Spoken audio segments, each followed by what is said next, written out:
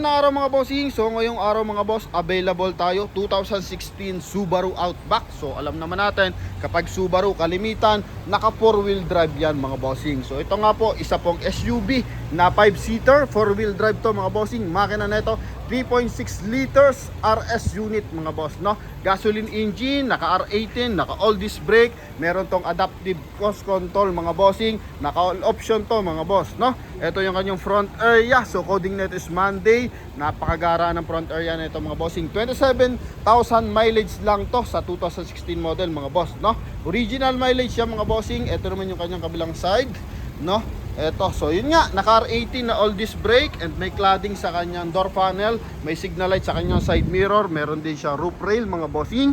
Eto naman is meron siyang chrome accent sa kanyang bintana mga boss. Eto naman yung kanyang interior mga boss, no? Yan, syempre dito sa kanyang steering wheel mga bossing, may speed limiter, cruise control, and meron paddle shift, meron din siyang tawag dito, hands-free connection para sa ating 2D audio system mga bossing, kasi nga ito mga boss is naka all option na mga boss. Dito naman sa kanyang door panel, makikita mo is meron siyang polish black and naka-chrome yung ating door handle opener mga boss. And ito mga bossing, naka-power fold, naka-power adjust yung ating side mirror.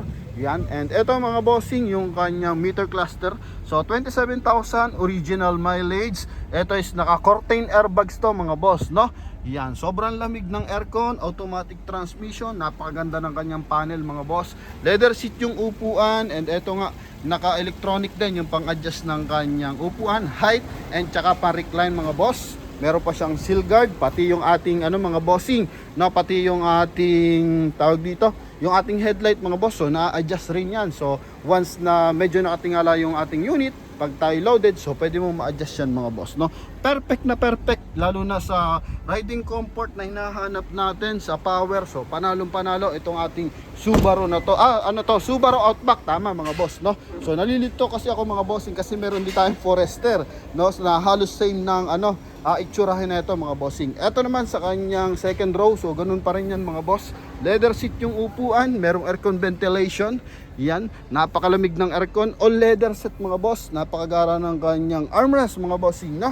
Yan, ito naman yung kanyang door funnel. Perfect na perfect, walang punit mga bossing, no? Price lang na ito mga bossing, 698,000 mga bossing. Sobrang baba lang ng price na ito mga bossing, no? Ito is hindi pa to nahihimas mga boss, no? Kung tatawagin natin is hindi pa to na-detailing in and out. Talagang perfect na perfect pagka kuha ng unit. So ito pa lang yun mga boss. Ito yung counting issue niya mga bossing, mga minor scratches mga boss, no? Yan, pero wala itong bahid ng bangga, wala record ng bangga. May reverse parking sensor, reverse parking camera lang to mga boss, no?